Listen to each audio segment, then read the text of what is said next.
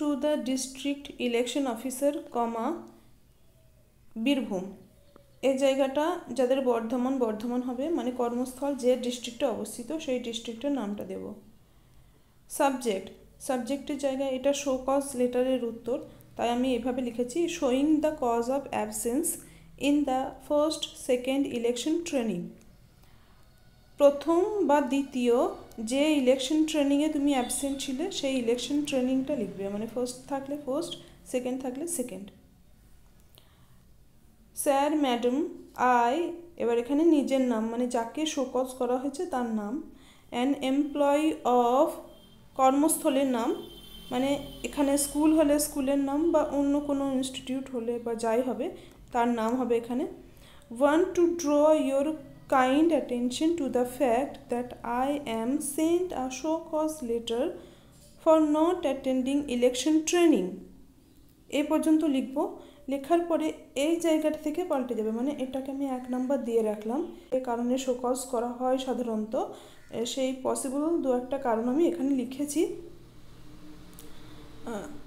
প্রথমটায় যে আমি ডিউটি কাটিয়ে দিয়েছি তারপরেও আমাকে শো কজ করা হয়েছে, এই ধরনের এই 1 নাম্বারটা। তার জন্য আমরা লিখব I am appointed as presiding officer. Presiding officer হলে প্রিজাইডিং অফিসার। পোলিং অফিসার 1, 2, 3 যেটা হবে সেটা দেব। For the Lok Sabha election 2024 in West Bengal on, তারপর ভোটের ডেট, যেদিন ভোট আছে সেই ডেটটা দেব। I have already applied for relieving me from election duty because of my health issue, pregnancy, surgery। যে কারণের জন্য আমি ভোটের ডিউটি কাটাতে চেয়েছি সেই কারণটা দেবো। যদি হেলথ ইস্যুর জন্য দিয়ে থাকি তাহলে হেলথ ইস্যু, প্রেগন্যান্সি, সার্জারি, বা বাচ্চা যদি থাকে বাড়িতে দেখভাল করার জন্য কেউ নেই তাহলে সেটাও এইখানে দেব। তারপর কি লিখব? I had attached all the necessary documents as a proof of my statement and they assured me that my name has been removed from the duty list। এই পর্যন্ত সবাই লিখব।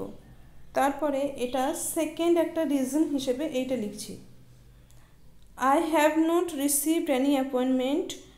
এটা আমার ক্ষেত্রে হয়েছিল গত ভোটে, কোনো অ্যাপয়েন্টমেন্ট পাইনি অথচ শো কজ লেটার এসেছিল, তো ওই জন্য আমি এখানে দিয়েছি I have not received any appointment letter from anybody till date।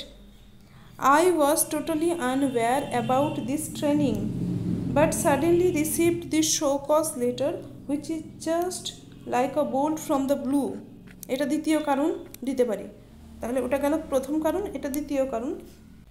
3 নম্বর একটা কারণ আমি দিয়েছি। এই কারণটা লেখার জন্য আমাকে ওই 1 নম্বর কারণের কিছুটা অংশ, মানে ডেট অবধি, ভোটের দিন যেটা লেখা আছে ভোটের দিন অবধি লিখতে হবে, তারপরে এই জায়গাটা দেব। On that particular date I suddenly became very ill. ওই নির্দিষ্ট দিনে আমি হঠাৎ খুব অসুস্থ হয়ে পড়ি। এবার 1 নম্বর 2 নম্বর 3 যাই হোক, তার জন্য এরপর থেকে শুরু করব, মানে সো থেকে তারপর থেকে শুরু করব আবার। So I was unable to attend the training. I apologize for the mistake made by me। এই অবধি লিখবো। এই আননোয়িংলিটা তখনই লিখবো যদি কারণটা আমার 2 নম্বর হয়। 2 নম্বর কারণের জন্য আননোয়িংলি কথাটা লিখবো, না হলে এটা লিখবো না। I never intended to neglect my duty। Stop দেব। থ্যাংক ইউ, তারপরে yours faithfully নিচেতে নিজের সই করব, সই করে এদিকে ডেট আর প্লেস দিয়ে দেব।